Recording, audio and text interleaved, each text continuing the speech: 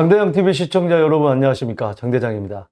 오세훈 서울시장이 세운상가 개발에 대한 청사진을 발표했습니다.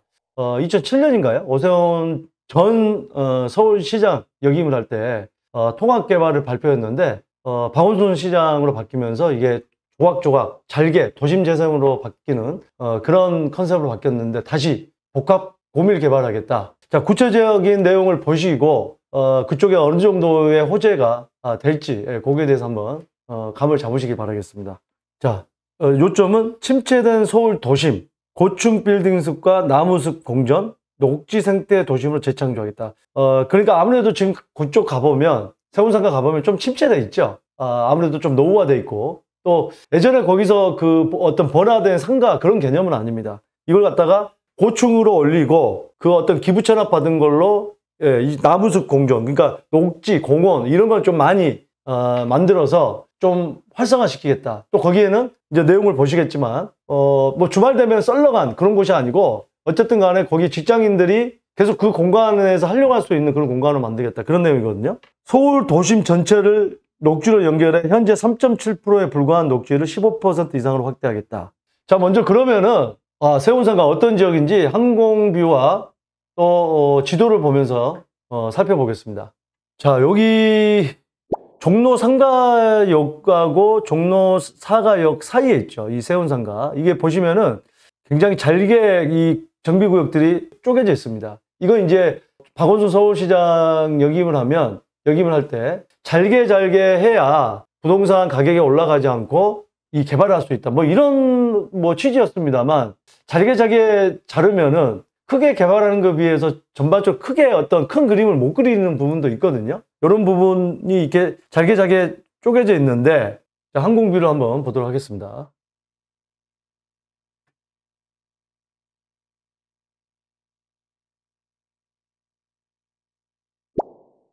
이야, 세상 좋아졌다.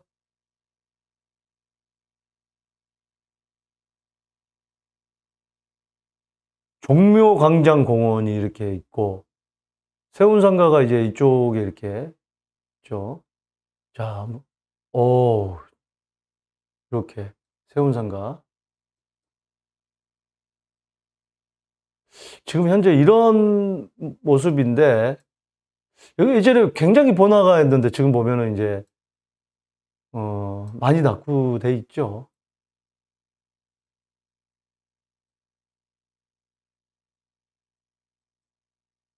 자, 이런 모습들입니다. 예.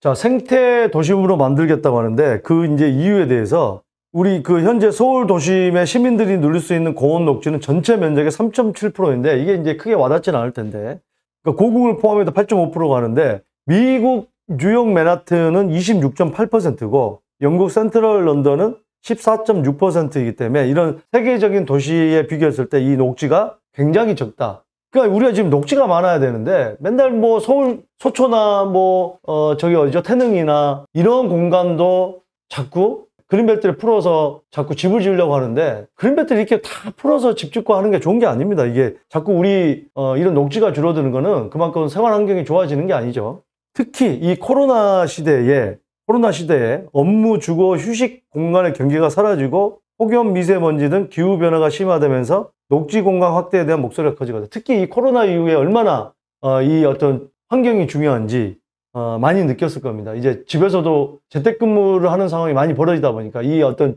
주거 환경이 얼마나 중요한지, 특히 또 중국발 이 미세먼지, 녹지가 많이 생겨야 됩니다. 이 서울시가 마련한 녹지 생태 도심 재창조 전략은, 핵심은 건축물 높이가 지금 현재 90m 이하, 용적률이 600% 이하를 건축 규제를 과감하게 완화하고 공공기여를 공원과 녹지로 이제 조성한다는 거죠. 그러니까 이 용적률을 더 높이고 그만큼 기부 체납을 받아서 그 공간을 공원으로 만들겠다는 겁니다.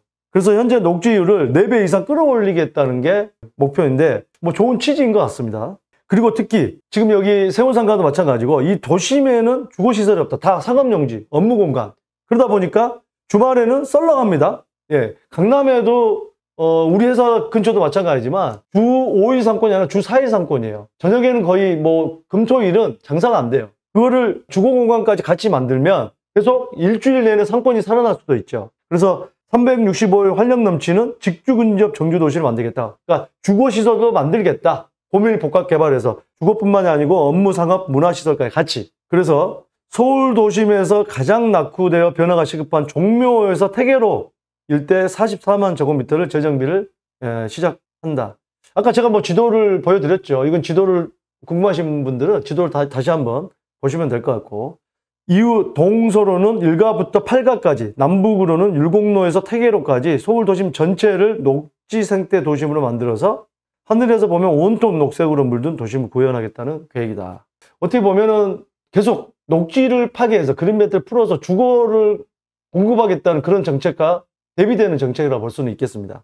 그래서 녹지 생태 도심을 만들기 위해서 실행 전략으로 서울 도심을 지역별 특성에 따라 3개 구역, 신규 정비구역, 기시행 정비구역, 특성관리구역으로 구분하고 이런 방안을 마련하겠다.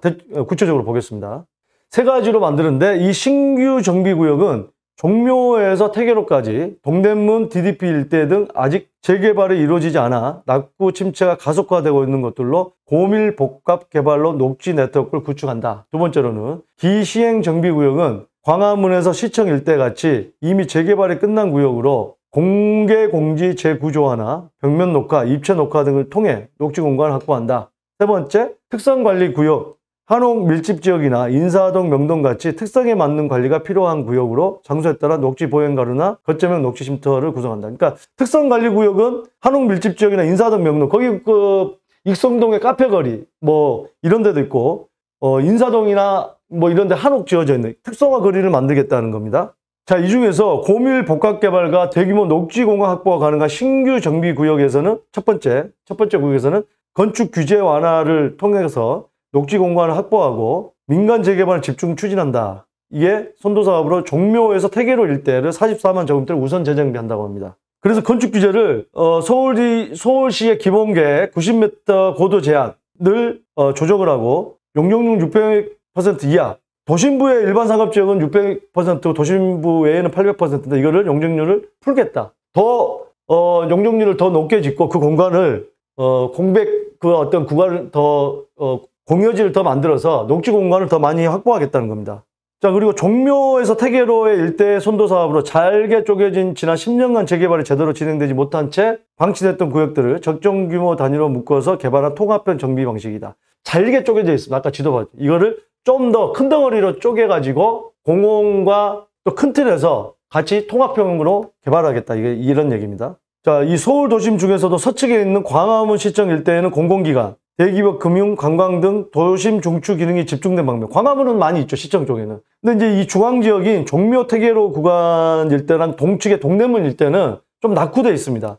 이 열악한 환경을, 불균형을 해소하겠다. 그래서 특히 종묘 태계로가 30년 이상 된 노후 건축물 비율이 94%에 달합니다. 아까 지도에 보셨지만 굉장히 오래됐죠. 30년 이상 된 건물이 주를 이루고 있습니다. 그래서 재정비 촉진지구 전체 171개 정비구역 중에서 사업 미추진 147개 구역이 일몰제 적용이 되고 있다. 이게 뭐냐? 정비구역을 지정 이후에 5년, 그 다음에 2년 연장까지 해서 이게 거의 지금 일몰제 거의 다가왔다. 그렇기 때문에 그래서 이 147개 구역을 20개 내외 정비구역으로 좀 크게 다시 재정비해서 통합해서 개발하겠다. 이런 얘기입니다.